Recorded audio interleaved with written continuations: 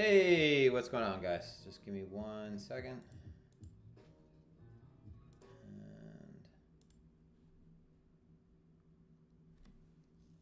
I think we should be good. And how's it sound? Just adjust this stuff.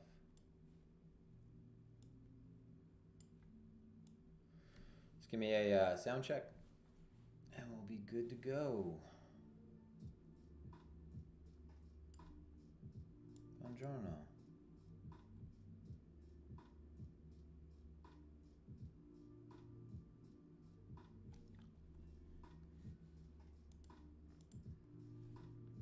Sound check. Good. Good. Okay, cool. All right, guys, what's going on? Starting you know what? I haven't had any sound issues in recent history, but I just have that fear stuck in my heart from all the previous streams where I've like spoken for like 5 minutes on end. You know, I'm just like getting into a point. I'm like, and it's completely silent. So that's always going to be more or less something I'm worried about. Okay, sounds good. Good stuff. How's everybody doing? It's 1:22 p.m. Eastern Standard Time. And let me say hi to everybody. The one who knocks. Let's go. What's up, buddy? Will the balance be faded? I actually sold my position, so I'll get into why I sold and what else I'm looking for. Looks like some loss of momentum, but nothing I would be worried about. I think that we're still going to be looking at a bounce in the pretty near future, and not just this kind of bounce that we had, but a little bit more of a sustained change in direction. What's up, Dave? Samurai, what's up? Matt, what's going on, buddy? Second stream in a month. Yeah, well, I'm completely settled into my new home, but I mean, honestly, I probably won't be for the next year. We have a lot of plans. So let's see. All furniture stuff, that's done. Everything is apparently going to be in, except for some of the larger pieces. We have a like a really big live edge table that we're having made custom in. It's custom made in like North Carolina or something. That might take some time. Couch will take a little time, so not quite settled in. And then after all that, we're going to be changing the floor plan a little bit. So got a nice spot right on the lake, but we want to add to it. Nice house, but it's not tremendous. Not like you need a tremendous house, but we would just want to add some things. I want to put my office upstairs overlooking the lake. Okay. Merry Christmas to you too. Happy holidays, guys. And yeah, so we're going to be, so let's just get right into it. I just want to make sure I say hi to everybody. I want to make sure that right away there's nobody that I need to kick out of the stream. All right, everyone seems to be well behaved. Well done. Okay. No, it's not a Doom mask. That's the mask from Gladiator. That's that is the Gladiator mask from the movie Gladiator. Maximus's mask. It's like a 20-pound mask. It's steel. So anyway, yeah, we have ducks. We have these weird birds that my wife loves because she has a telescope. She loves birds. She has a ton of books on birds. They have like this big mohawk. It's like black and white. They're really cute. We have osprey that hunt all day right outside of our back window. We have blue heron. And yesterday I watched one of these big long neck white birds. Looks like a blue heron almost, but it's white. And I watched him stab a fish out of the water and then suck that thing like sideways down his throat. It was like the fish went in his mouth as if he were swallowing a straw sideways. Just watched it go down his throat. I had my telescope out. It was pretty awesome. So anyway, yeah, I rode horses my childhood. I don't really ride too much actively. I'm not really actively a rider anymore. My wife is a big equestrian, so not a swan. We have swans. We have 2 swans. So anyway, so thank you for not an egret either. I have to stop paying attention to the chat because I know someone's going to answer it, but I'll get back to it later. Otherwise, it's just going to completely take my attention away from the stream. So thank you guys for tuning in. As always, right? My name is Ryan, also known as Canteringclark on Twitter. On behalf of myself, my partner Josh Rager, I want to thank you guys for tuning into Blockroots live stream. I've been doing these more frequently lately, and that's a pretty exciting thing that I have to update you on. We're going to get back to doing streams throughout the week, and what I'm talking about is like 3 or 4 consistent streams at least.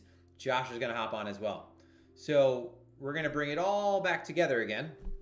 Ideally, things slow down a bit, and we're able to do that because that was one of the reasons why I wasn't streaming as much. As you can imagine, I was trying to be as in the market as possible. Not to say that I don't enjoy streaming or that it's not worth it to stream, but as you can imagine, it's just a matter of opportunity cost. So Josh is going to get back on the streams. We have something really good planned for you guys, and it's going to balance out between, you know, my approach to markets and his approach to markets. And again, I think it's going to get back at what our original goal was with this YouTube. So if you're not a subscriber, make sure, you know, you subscribe and you hit the like button and all that stuff. But our original goal with this YouTube was to be a non-sensational source of crypto market analysis on YouTube. And I say non-sensational, and it's more than just analysis, right? We ideally will cover a lot more than just what is taking place from one coin to the next. But on YouTube, there's obviously a ton of sensational bullshit. So our goal is to be the signal amongst the noise, and we're going to get back into that full time. So that's exciting. I'm sure that many of you don't need an introduction to me, but again, for those that are new, it's worth mentioning. I'm Canteringclark on Twitter, and my partner is @Rager. So before we get into it, also formality. None of this is financial advice, right? Nothing that I say is financial advice. Nothing that I say is meant to be interpreted in any way that would lead you to be mashing the red or green button. Just my opinions on the market. When Josh does the streams, when he does the videos, it'll be his opinion, right? And that's it. It's for entertainment purposes only. We try to keep it we try to keep it as entertaining as possible. There's no cuts, there's no edits. So when we have these very human-like errors, they're left in the stream, like tripping over our words. This stream is not sponsored by Health Aid kombucha, but I have an entire refrigerator dedicated to these bottles. So anyway, also our sponsor, we've been sponsored and partnered with Phemex now for 2 years. So Phemex Exchange, you can see the link, Phemex.trade. They're still doing a bunch of promos and giveaways into the new year, so be sure to check that out. It's a phenomenal exchange. I definitely recommend that you check them out. If you want a KYC, you can. You could get reduced trading fees. If you don't want to, so be it. And you pay the same sort of industry standard fees. Actually, better than industry standard because Coinbase is pretty disgusting, and so is Binance as well. All right, I think that covers sort of the beginning stuff. Yeah, bird watching is nice. So we're going to be doing more streams. I said that. One other thing that I want to get out of the way, I do giveaways on Twitter, and one of them is for a wandering dog. I absolutely love the project. I'm not like being compensated by them whatsoever. It's not like they're paying me to say this. I love a wandering dog. It's like the only NFT that really, I don't know, warmed my heart. I don't know. I'm a huge dog person, so that's probably it. But who isn't? I can't say that because some people don't like dogs. Some people are just cat people. But we have one of every kind of animal and a bunch of horses. But I love a wandering dog, and they've actually given me an NFT to give away. So on Christmas Day, I'm going to be giving away another NFT, and it's actually really awesome. It's the dog overlooking what looks like a massive tsunami. Don't know what the meaning is behind it, but that's up for interpretation.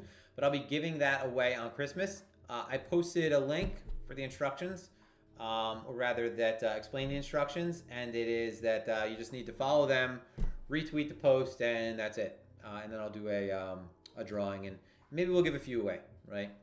So, Phemex does offer KYC. You don't have to KYC, right? They're still one of the exchanges that doesn't have the complete KYC.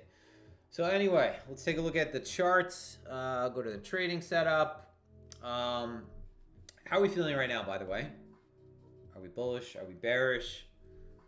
How are we feeling about this current price action? What are our expectations? Flat, neutral. Again, I'm back to flat, so I think it's good to update. I pretty sure I sold the remainder of my BTC position that I was in at 48,720. The bulk of it above 48.6. So, but how are we feeling about this right now? So there's a few opinions that I have. Obviously, I got back into spot, so we'll kind of touch on that. I'll touch on why I said that equities would bounce today and why ultimately that would provide some sort of tailwinds for crypto. But I just want to see what the responses are, sort of take the temperature, see what you guys think. It's always nice to get some feedback, some participation. Complacent crab market. Nice bounce for BTC, still working its way to break downside long ETH.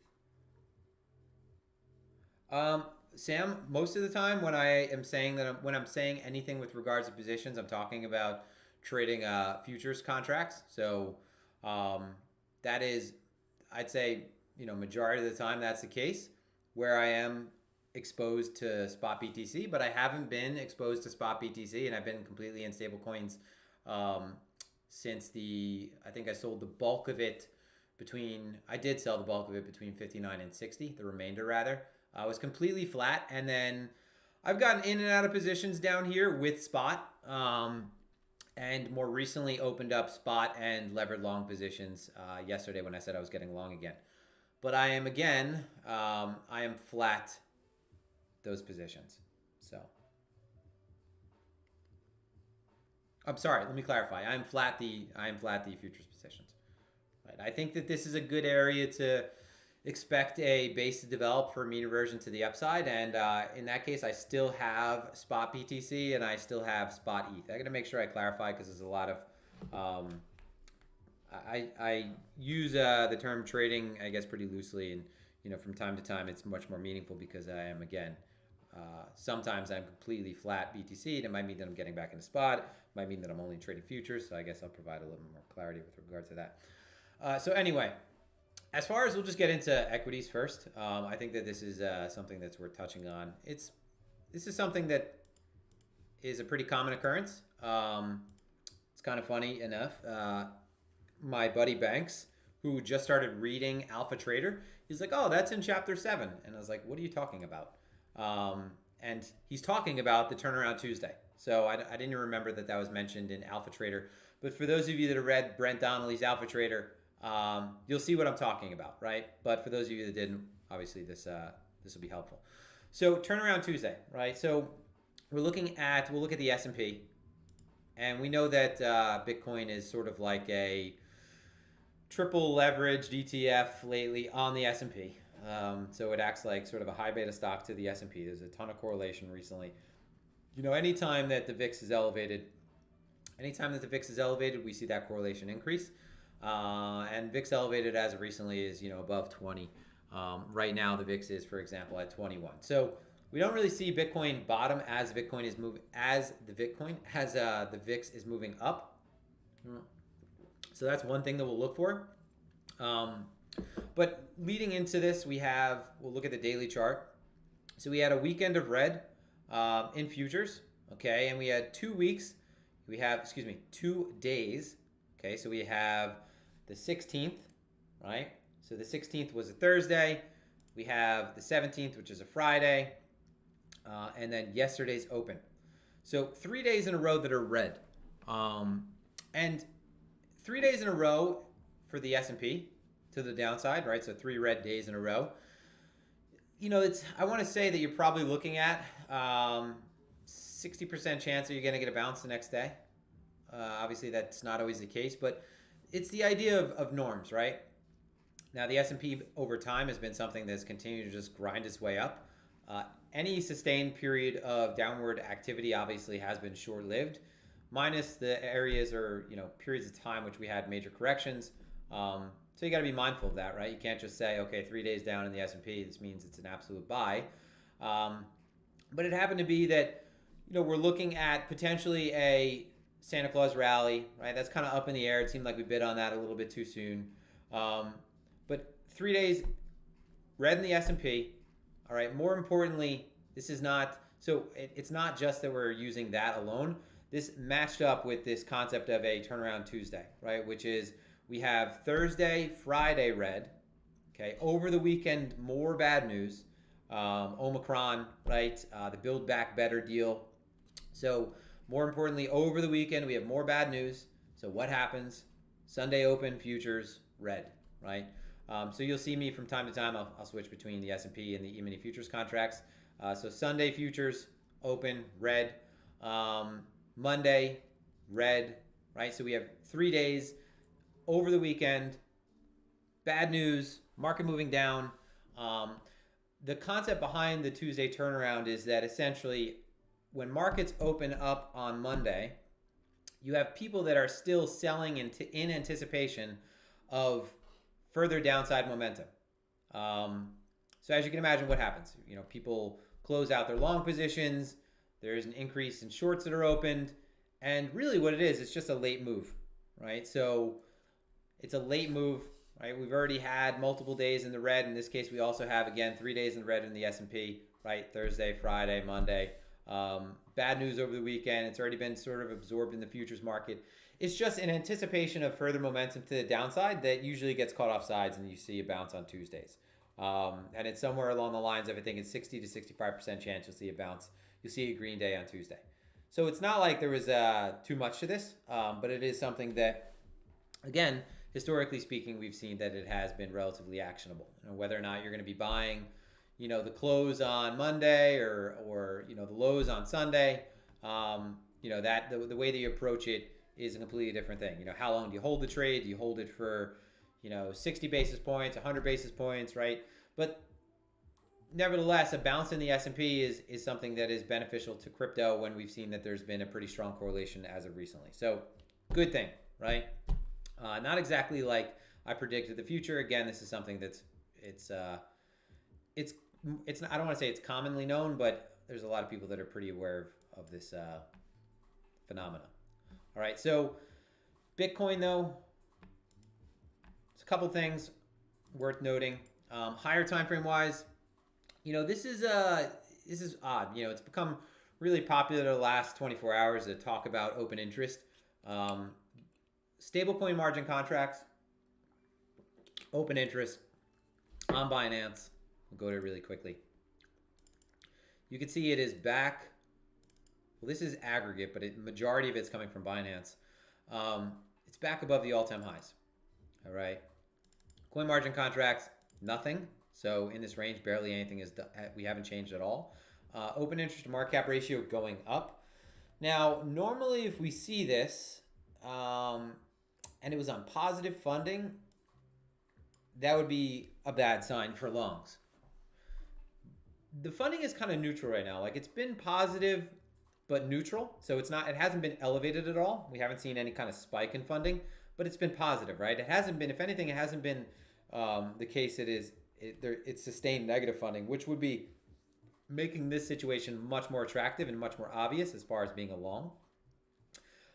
So, I mentioned a few things that I look for when I'm looking for bottoms. One of them is definitely satisfied. We're very far off the highs right now. Like people that are still aggressively shorting, it's kind of, at that point, it's dangerous, right? Market is thin. You're aggressively shorting when we're already 35% off the highs. Structure doesn't look ugly. There's I don't think any major catalysts that the market isn't already aware of, right? We're aware of the rate hikes that are coming down the pipeline. We had the FOMC meeting. We've seen how the market, traditional markets, more importantly, have responded to Omicron. I mean, the S&P, the Russell, the DAC definitely got hit, but are not, they're finding their footing now. So we have that. More importantly, I guess what I would normally want to see for a bottom to be, I guess, that much more clear would be offside positioning. but it doesn't have to be the case, right? It doesn't have to be the case that the bottom is built off of offside positioning. We do see that the derivatives market really does put a swing on price.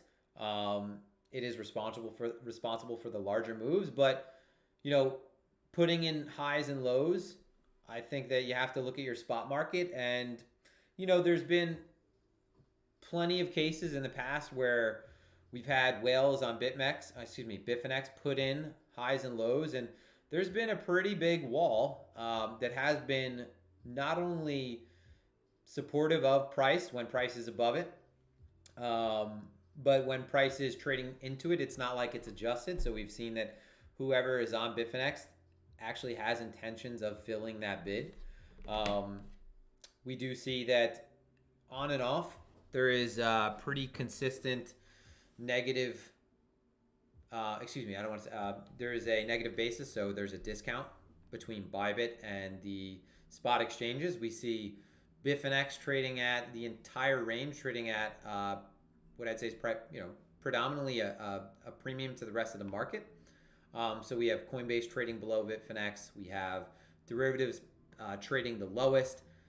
So it's kind of weird to look at this aggregated predictive funding rate and see that it's not more negative when honestly, that's why I was kind of confused a week ago, because I'm saying, well, we have this negative basis, it's consistent, because I'm looking at my tools that indicate basis to me, and instead of seeing that it's reflected similarly in the funding, it's not exactly right. So it's kind of confusing.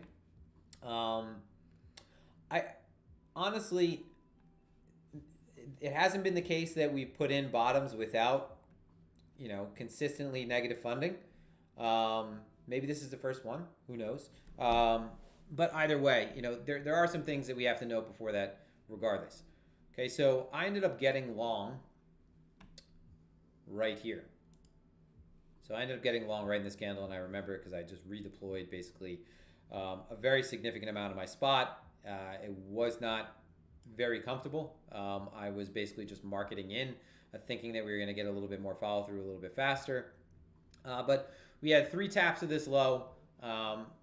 There was absorption on the right side of this structure that was pretty obvious when you're looking across different CVDs, in particular, Bybit.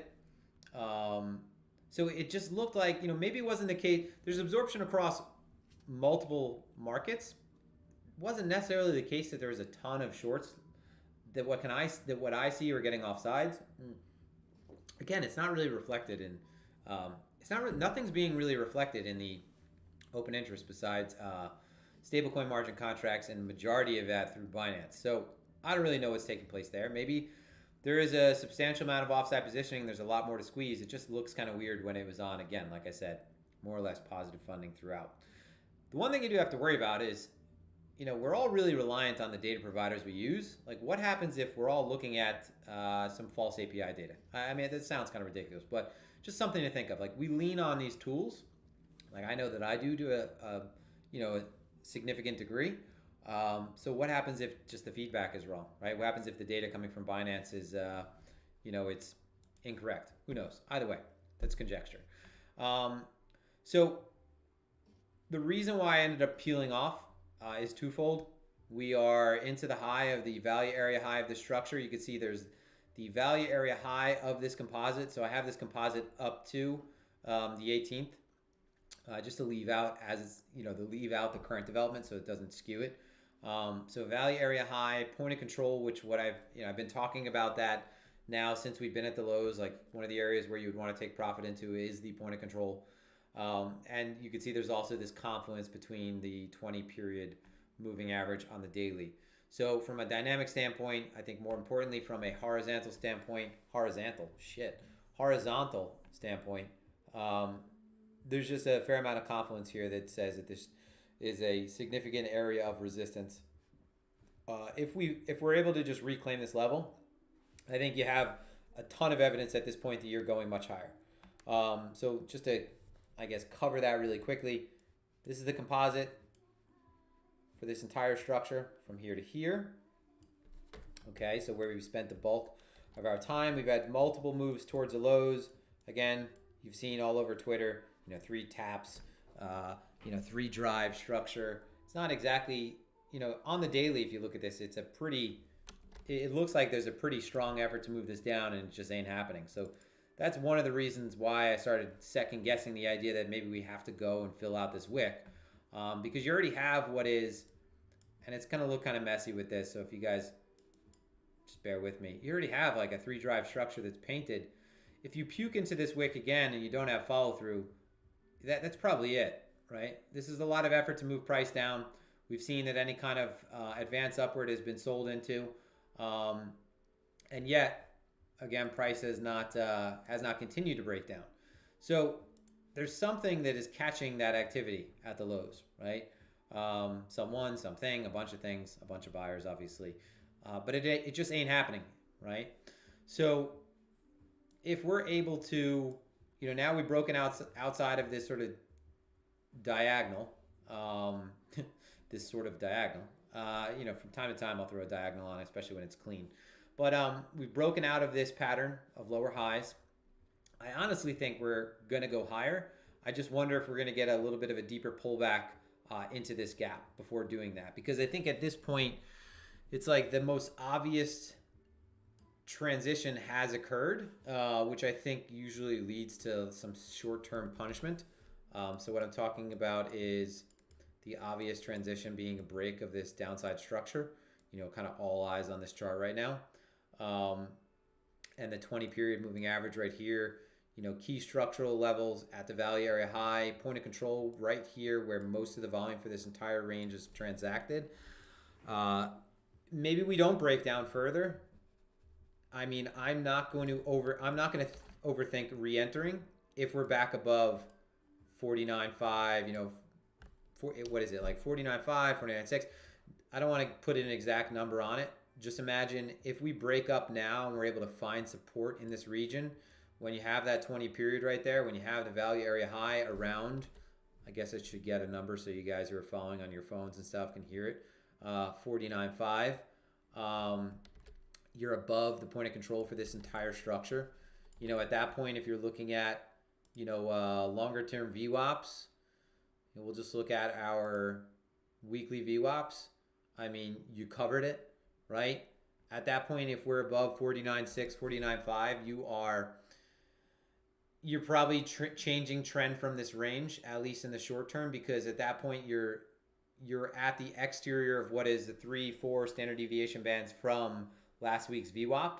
And if you're able to keep your footing there, that would be normally an area where you would expect, if you were still going to maintain this range-bound structure, that you would reject off of, or that would be where price would ultimately lose a little bit of steam. So if we're able to trade back above that now and hold that, I think at a minimum, you're looking at 52. So just some thoughts on when structures like this are painted, where they're very tight and very clean. Let me make it cleaner, because otherwise it's gonna look a little messy. This is a really clean structure. You have this sort of channel we're stuck within, incrementally lower lows, incrementally lower highs.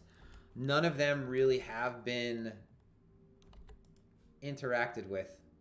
So we have not interacted with any of these local, daily pivot points, right? Daily swing highs. Not one. So that is one daily. This is the next. And this is what I ultimately think would be the target should we be able to base out above that 49.5 level, which is a little bit higher now that I've changed it daily. That would be the first target. But when I see a structure like this, I think stops, comfortable stops, point of control at the high means that anyone who is short is now, if you look at this structure in its entirety, the point of control of this range being towards the high, now we're just starting to get into where the bulk of the positioning, if short comfortably, is starting to really get pressured off sides. So what I think can happen is we all think something like, and this is, don't quote me on this because it's just something, we've seen this happen in the past. We all think like, okay, let's go down to lower time frame. And this is, I just know this is what happens to me. I think, okay, base out. Oh, that was a great trade. Wow, awesome. Cut it. And then meanwhile, what ends up happening is price actually rips up much further, right? Because there's follow through after these stops are hit. And then we stop run into a gap. So Bitcoin always does the thing that I guess is kind of the last thought in everyone's mind, but like the most extreme. So, I mean, could you see something like this happening? Us shooting up here? I don't see why it couldn't happen. You know, the next area of support that would logically turn as resistance would be right around, 54, 55. That's where it begins to thicken out right here, where we go from the low volume node into that area. After we've had significant drawdowns of this magnitude, the first area to sell usually is kind of a trap. So we've had this kind of drawdown. This is, logically, this region should act as first resistance, but then you end up doing something where you just completely run all the stops that are placed, by traders looking to fade this level. And you end up doing something really wonky where, you take out the stops at the high, and then maybe we base out longer and people are like, fuck, I wonder if this is going to be, a really ugly structure similar to the she candle. Yeah, I think you know what I'm getting at though, right? After, what we're starting to have on the high time frames is signs that the trend, at least to the downside, is slowing down. And not for nothing, if we look at, I put on the MACD for you guys to show you because I did a stream last week, not last week. Wow, I've been streaming more. It's actually probably, well, today's Tuesday, so technically it was last week. Maybe it was on Saturday, I don't remember. Where I talked about the fact that some of these higher time frame trend tools are starting to base out and look attractive. And when I talk about higher time frame trend tools, I'm not just talking the daily. I mean, if you look at the daily, yeah, you have a crossover. Yeah, it's below, so it's not like we're doing the crossover above. We've had a pretty significant move down now. I'm talking 2-day, 3-day, 1 week. So if you look at the 2-day right now,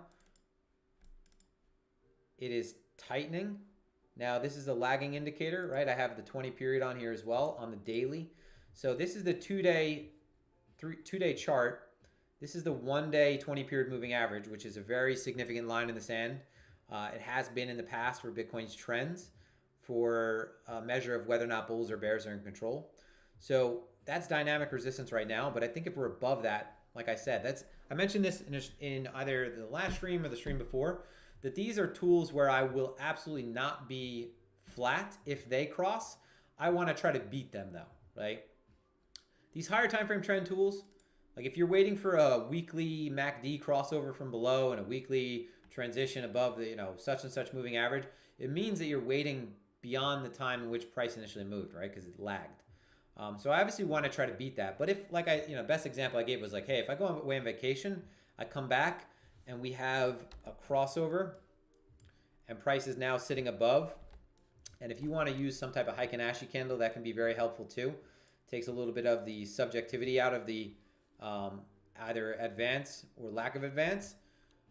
I mean, if we have close through, so importantly close above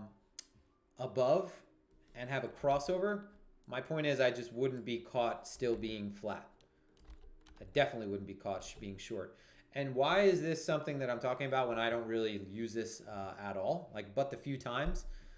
But there's really only a few times when you're really making big portfolio decisions with regard to larger, longer term spot allocations, at least for myself. Either I'm usually in it for a long period of time, in spot, just trading around spot, or I'm not, right? And the reason why I look at these is because these are tools that are, at this point, when they change, they're kind of irrefutable, right? It's kind of like for a structural trader when you change weekly or monthly structure. It's like, okay, you've broken above the all-time high now on the weekly. Like, who is still fading this? Because now you suddenly have every single eye in the chart looking for longs. So when you change momentum-based indicators, trend-based indicators, of the highest order on the highest time frame, I mean, you're basically sending the signal to the most amount of participants in the market that now the trend is beginning to shift. So as you can imagine, what that can do is inspire a lot of flows in the opposite direction. And I have to say, you know, it's not a guarantee, because what these are showing is the momentum is, what these are showing is what the candles are showing, right? These are calculated based on candles, you know, the candlesticks. So you don't have to use these tools. You've been trading long enough. You can look at this chart and you can see that momentum to the downside has slowed down, right? That's what the MACD is. It's a momentum indicator. So you can see it has slowed down because you've had big candles, big moves down, tighter, tighter, tighter, no more progress downward. So this is just flattening out. Our interpretation of it, though, in a market that trends really strongly and that we know is also, it's not going to just die, is that this usually leads to this. Change in momentum usually doesn't lead to sideways momentum. It usually leads to momentum back in the opposite direction, because people are going to get caught off sides, anticipating that one trend is going to still continue. Now, one thing I did say is, after a big move like this, big ships turn slowly, right? So I'm not getting. That's why I wasn't going to just sit on long swing positions, because we're still stuck within a range, right? We're still stuck within a range, whether we're looking at, we're looking at weekly structure right now, stuck in last week's candle. The last 3 weeks we've had not inside structure, but we've been within more or less a very nicely defined composite. This has been downward moving, but as you can see, it's not moving with any kind of, it's definitely not moving on momentum, right? It's kind of slowly pushing down. So I still want to act like I would within any normal range, but it's just something worth noting, right? At this point, if you're above 50K, like forget getting involved at those levels I named. If you're above 50K and price is closing above here, we've seen a significant retest of this level. It's going up, right? There's no reason to sit there and try to deny that at that point. It's very likely that, you've had 1 consolidation, 2 consolidation, and we've done our sort of wave downward. And I'm not an LA wave trader, but it's showing you the market has been moving down now for a while. This is not new. So for anyone who's like, how come you're not like really bearish, or why are you starting to get involved a little bit sooner? Well, the market has been just moving down now for a while, right? Look at the weekly chart. 1, 2, 3, 4, 5, 6 month and a half of just down. Minus this doji in the weekly, but I mean, look at it on the daily, right? We haven't put in a higher high on the daily. So once you start to change that, you start to change the narrative, especially on higher time frame structure. And yes, that would be a very savage BART, but it would be so Bitcoin of it, right? It would be so Bitcoin to do something like that. So yeah. So let's look down at just local structure. Like I said, we're coming into last week's, exterior bands in terms of weekly VWAP. We've had a really nice composite that is formed, and we're into the value area high of that structure. But we've just broken out of what was a pretty nicely wound 4-day composite. So I would honestly look, so if you look on the upper left-hand corner of your screen, I would anticipate that, considering right now price is maintaining VWAP, we've had a significant move off of the lows, equities are holding up decently. If we get a pullback and it is one worth getting involved at, I would look to the gap, right? So below, we've had a move down to 48,273, down to these single prints right around 47.8. And at that point, what that is it's sweeping into this gap right here. And you'd be looking for ultimately this level to hold in a retest, right? So you have, weekly VWAP so far, but we're only 2 days in, so it's the last 2 days rolling VWAP. You have structural highs of these prior 4 days, right? So zooming out.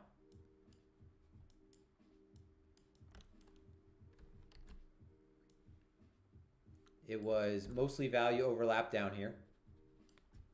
Had our first significant breakout through, supported by volume. Okay. there was a pretty nice divergence down here in terms of delta. So looking at CVD, so looking at the low, looking at this low. So this is one of the reasons why I got involved, because after we ended up putting in this lower low and we started trading above local areas of market structure, it's just usually going to be a larger unwind that occurs, especially if you have 4 days worth of structure painted. So I guess the best area to look to initially would be for a hold right into this gap region, more or less. So whether we get a spike down, if we spike down into that level and we more or less have this kind of very quick response, look for sellers to get, max short sort of situation. If we're looking at the footprint, for example, whether it's, sellers opening up positions or longs being stopped out, just look for a good amount of volume into that gap, and a recovery of it, I think, would at least lead to, a short-term opportunity, at least back up to the highs. But it's starting to look like things are transitioning on the low time frame. The one thing that I just would be mindful of is that, again, this is a very obvious transition right now.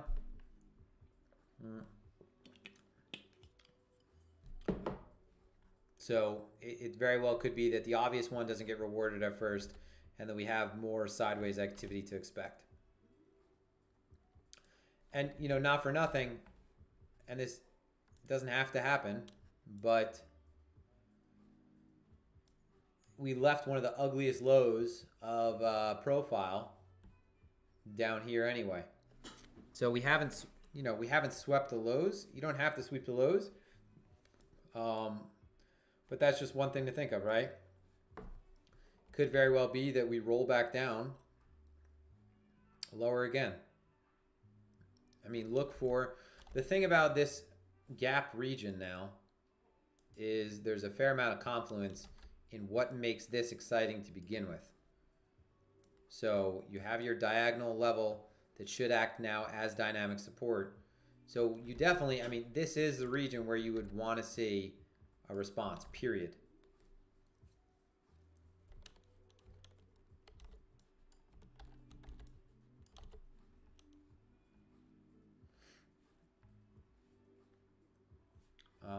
Just looking through the chat real quick.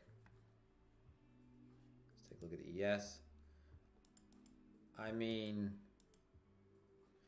It's hard to make a case for crypto not finding a bottom here in the interim. While if S&P's actually put in a Santa Claus rally, and it's funny because what's it called? CNBC woman on yesterday. She got on TV, and I feel bad because I don't like to be like this. She got on TV and took use of her airtime to point out that actually we haven't seen any kind of activity, and the Santa Claus rally actually should be really starting to peak right around now. And she was really confident talking about it, and it always makes listening to people that are really confident talking about something when they're raw even more painful. The Santa Claus rally doesn't happen until after Christmas, right? For the most part, it's the last 5 trading days of the year, and usually the first week of the new year. So we are on the 21st, right? This might be an early start, but it'd be hard to assume that Bitcoin. It would be hard to, entertain the idea that crypto wouldn't be finding at least an interim bottom if equities are going to continue to push up and have a rally into the new year. And not for nothing, it's going to be really hard to be bearish on Bitcoin in post New Year, when everyone has sort of marked their books closed for 2021. You have a fresh start for 2022. You have fund managers that are probably just out there thinking, obviously the year starts off and it's very path dependent. You don't want to take too much risk in the beginning, but you're going to deploy across the board. But the idea is you don't want to just obviously basket yourself in risk, because you could really set yourself off on a bad course for the entire year. But when you're establishing positions across the board, it's hard to think that certain fund managers might not be like, for example, I'm in a chat, and Split Capitals are here, shared that Ethereum has not had a down quarter. So how do you rationalize not having exposure to the best performing asset class? Every single year, has to become more and more of a thing, right? Crypto is a $3 trillion market. Is that what it is right now? Markets as a whole are 450 trillion. So I think we could at least 3-4x here and still be that nothing, right? So it'd be very hard to be bearish with the kind of structure we're painting right now, knowing that there are a lot of structural flows that take place around this time of the year from a sort of legacy cyclical standpoint. Now, I said things could be boring into January, and maybe they are, but I still think that no matter what, maybe it comes sooner than I anticipate. But listen, like I said, we've been moving down for a while. Bitcoin likes to mean revert, regardless of what the long-term direction, regardless of what the direction is 6 months after that. We're just saying that, like, after a move down like this, I'm at least expecting that you're looking at a move at least back to the halfway point, and that's very reasonable. So I'm still treating, as long as we are within a range, I'm still treating this like we're within a much larger range. So for me, like my like gung-ho super exposure area is above 60. And that's just because for me, that was my reasoning to get out of everything. Prior range high, this should definitely act as support, really high EV, positive EV trade in general in markets. But this didn't have much time behind it. All-time highs usually with a much larger period of time behind them lead to much more follow-through. We've already, the market was just overdone up to this point. You'd have to imagine a lot of this was people repositioning that were flat from this, and just repositioning a little bit more concentrated in some pairs over others. That's why we didn't see the entire market really move up the same way. But if we're back above 60, like it's a no-brainer to me that this is ripping up much higher. But until then, I'm going to treat this as a range and take profit at what I think are significant levels.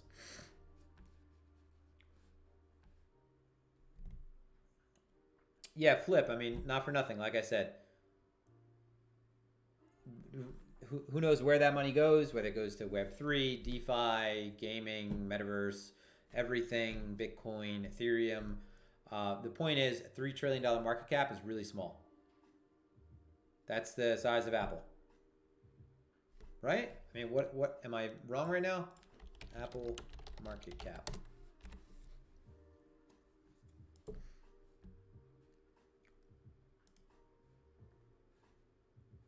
Yeah, wow. All right, so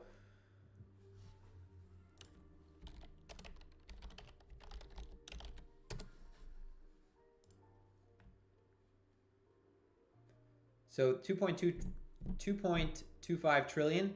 Apple's market cap is what? 2.6, did it just say? That's so small. There's no penetration whatsoever by traditional participants.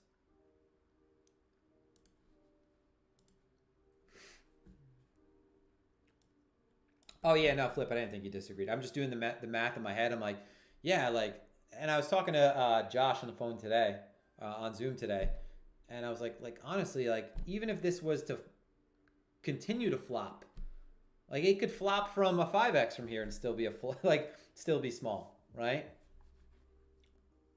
But like, please let it 5x.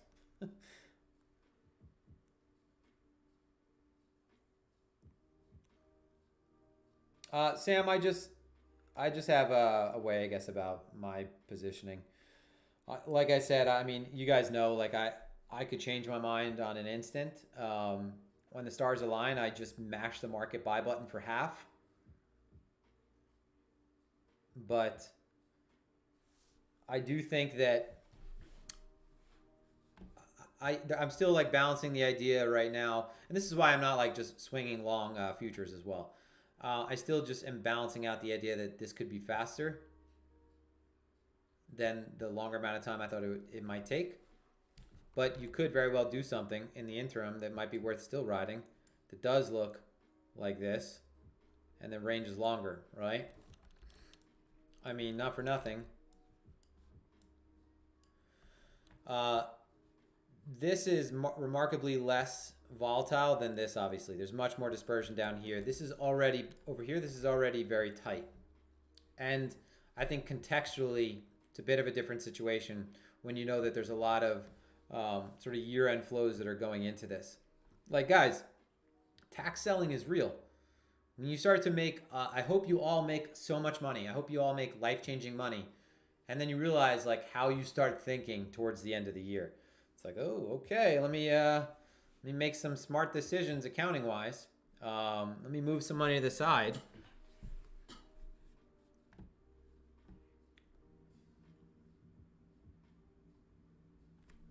So,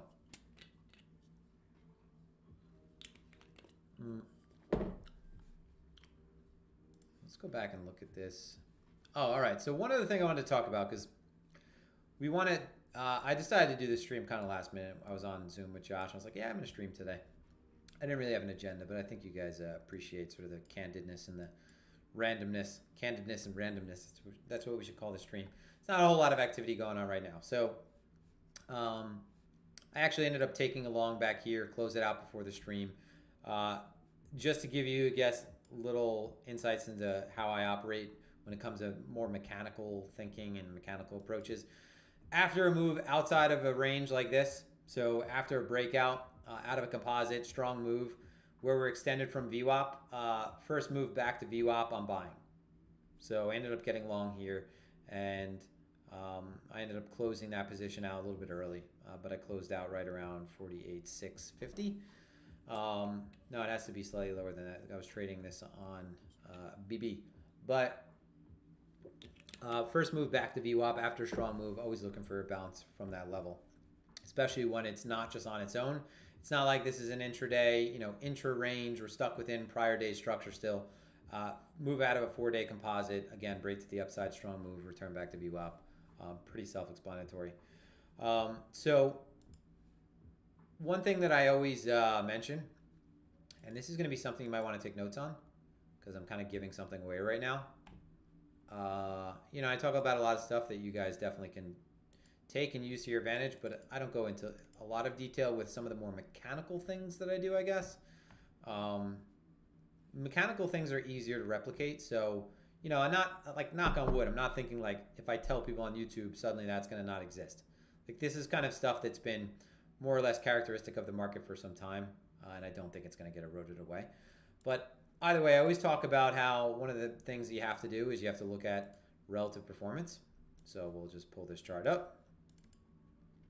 Leaders off of dumps, leaders over time consistently, and you'll usually see that across the board those categories there'll be a lot of overlap. So Luna, AVAX, Solana, these have been obviously consistent, right? I want to say, so out of lows, when Bitcoin is bottoming, when ETH is bottoming, when ETH is beginning to trade strongly against BTC, you want to be looking at what has been the strongest pairs. So we've gone over this plenty of times, right? I don't need to repeat this really. I think you could see all these charts, right? Luna, Solana, AVAX. So if I just zoom out, I hope it doesn't fuck the resolution up. I'm trying to get these in the screen so that you could see them properly. One sec. Yeah, this is AVAX. Okay. Especially when something is being accumulated or the market is heavily getting behind a particular pair, like Luna, where there's a TWAP running on it, like Luna, you'll see there's sort of a pattern of price action, an ebb and flow, sort of a standard rotation size. And what I mean by that is like what has been more or less a consistent average rate of advance and decline as the trend moves up. So if you look at this structure, you'll notice that pullbacks beyond a certain point don't continue. The same thing when you look at Solana, For each of these, there's going to be a different volatility to expect. But what you'll notice is, for example, with Solana,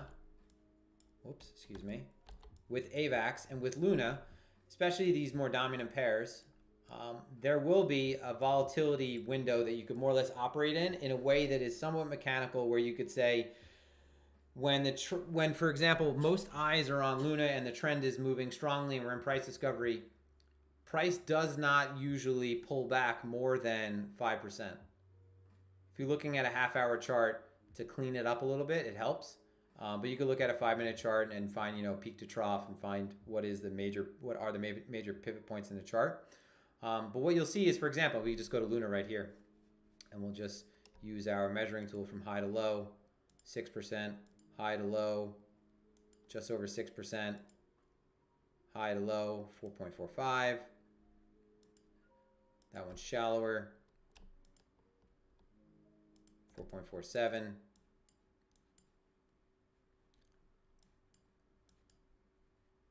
There's obviously going to be a lot of them where you have to make sure that you're completely stopped out. One sec, I'm getting stuck dragging it. Okay. AVAX 3.5, 4.8. I think you get at what I'm touching at right now without going too much into it. There is more or less an expected rotation. There's a consistent rotation size. What I mean by that is,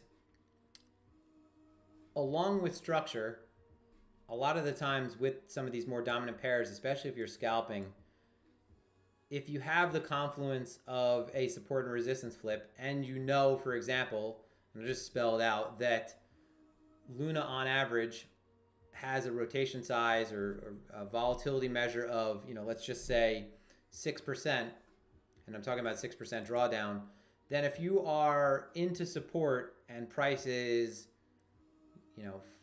5.75% into a pullback, then you could probably assume that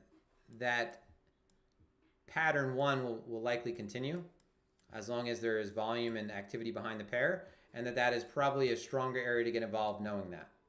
Does this make sense? It's like when I talked about, a while back when we were talking about, in Blockroots, we talk about this, rotation sizes, expected rotation sizes, the sort of rhythm of price. The same thing can be taken advantage of in alts. And all this requires is you do a little bit of, due diligence, a little bit of homework, and go back through price action and check these out historically and establish this window so that you could say, okay, between 5 and 6%, I'm a buyer. My stop is 7%, right? Not 7% away from my entry, but my stop is outside of that 7% window, and I'm looking to buy. I'm looking to sell constantly back at the prior peak. So prior peak, if we're looking at local, just these shorter term rotations. And yeah, you'll be stopped out, right?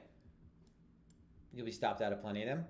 But the point is, now how can you refine that to be a little bit more, I guess, actionable and a little bit more precise, and designate, how positive one outcome might be from another. Let's say, for example, you have a 6% pullback after price is broken above an all-time high versus the 6% pullback that's occurred in a really choppy range, right? Clearly, there's going to be one that will have a higher likelihood of occurring more favorably, and you can see how maybe you could shape that up into an effective approach. No, so Hugo, when price is moving strongly upward, I would say to me personally, when I'm looking at sort of how price is moving, and if this trend is moving upward, I'm just looking to be the buyer in that case. So for example, like one way that it's actionable is Solana. We're 3% off of that pivot. What's Solana's average? It's around 3-4%.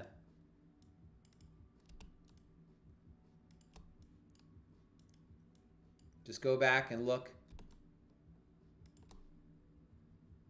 at all of our pullbacks of that value. A little bit greater. I might be messing up Solana with AVAX. but I think you get what I'm getting at.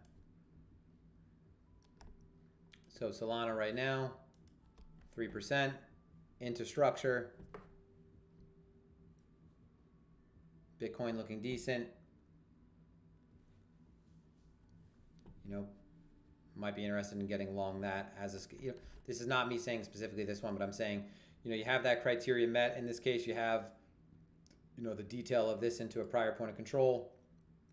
All right, looking to get long between, you know, that 3% pullback and 4, cut outside of 5, my take profit as up at the prior high. And all I'm saying is, guys, that you'll notice that there, just to oversimplify this, you'll notice that there's what? Just a pattern of the ebb and flow of price. And what I'm saying is consistently over time, especially if it is being accumulated and there's some kind of TWAP behind it, that while it is moving up over time, it has this sort of ebb and flow. Yeah, you could play both sides, but you know, I definitely would assume one is more dangerous than the other in some circumstances.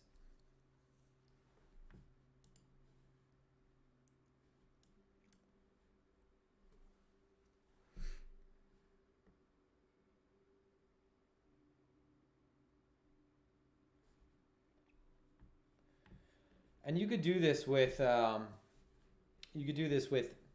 would say what you want to do is ultimately you want to filter out where most of the activity in the market is. So where most people are trading. You could look at a relative performance chart. You could look at, you know, current day movers, filter things based on, you know, realized volatility, what has gone through a big shift in volatility and volume. Again, where most of the eyes are.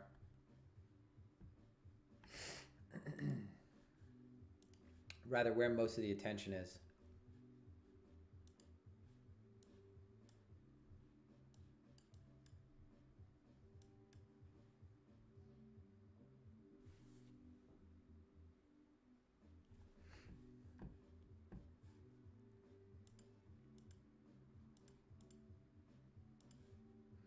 Anyone have any other questions, guys?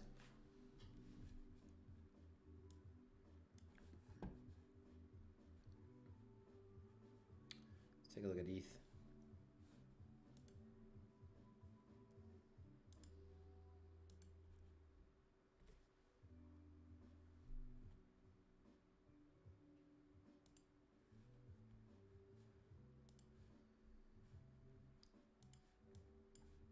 I mean, ETH hasn't changed. From a structural standpoint, ETH is doing really well, right? Monthly, weekly structure. I feel, you know, just these weekly candles show you how choppy it was. But a loose retest, but still a retest nevertheless. Still, though, I mean, from a trend following standpoint, you're still below that 20. It's potential for us to move sideways longer. Roll a little bit longer. But again, there's some other things that are worth noting. Specifically with ETH2, it's like there's a pretty big buyer that shows up on Binance and Bitfinex that actually wants and has wanted to get filled.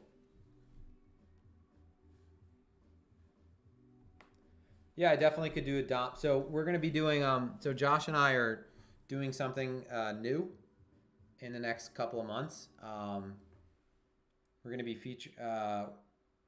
like I said, one of the things is we're going to be on YouTube a lot more. And I said as some of the videos are mostly live streams, I'm going to get back into doing some videos where it's just like product features or product reviews. And what I mean by that is like doing a video and then, you know, I cover either platform I'm using and whatnot. And the DOM from EXO would be great to go over.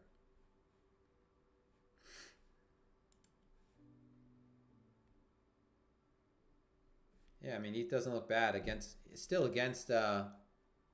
BTC. It looks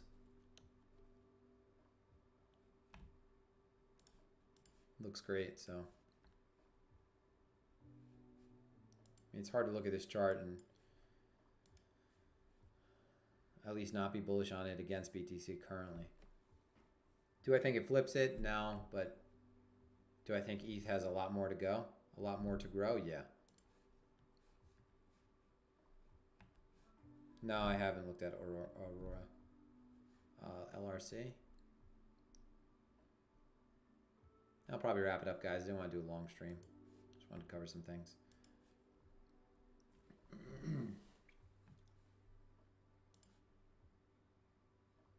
This is just in a box.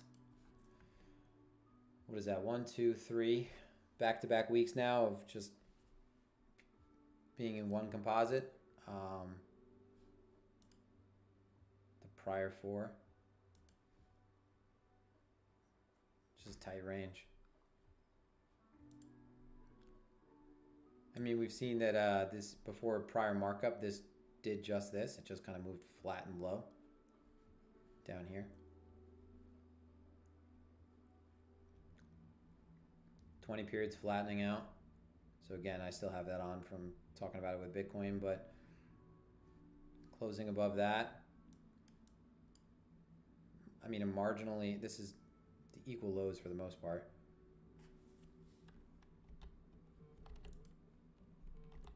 But I wouldn't see why close above 260 wouldn't lead to a move back up to the highs. Right now, I mean, we just have the case of lower highs in the making, so.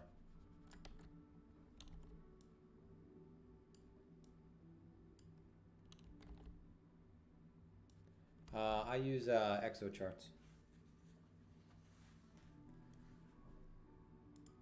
But these profiles are Spaceman's indicator on TradingView. You can't see them right now, they're too light, but if I change this, you will.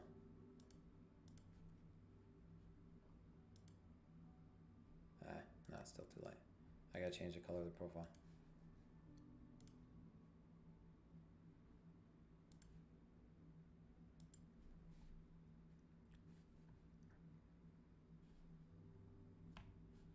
Why is this tick setting so high?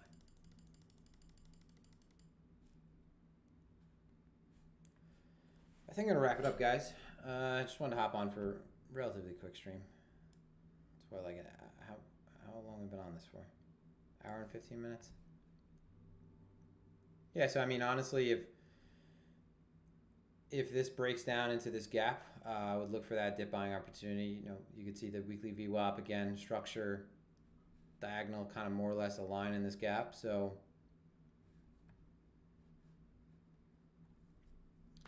but so far it's respecting VWAP, and you know, again, equities are pushing up hard.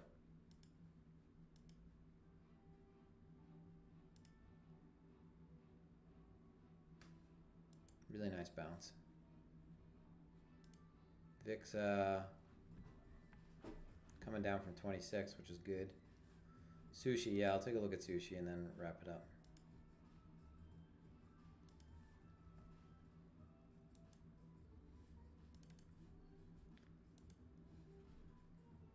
I mean, right now, you know, you have your loss of probably the most significant support level on the chart. So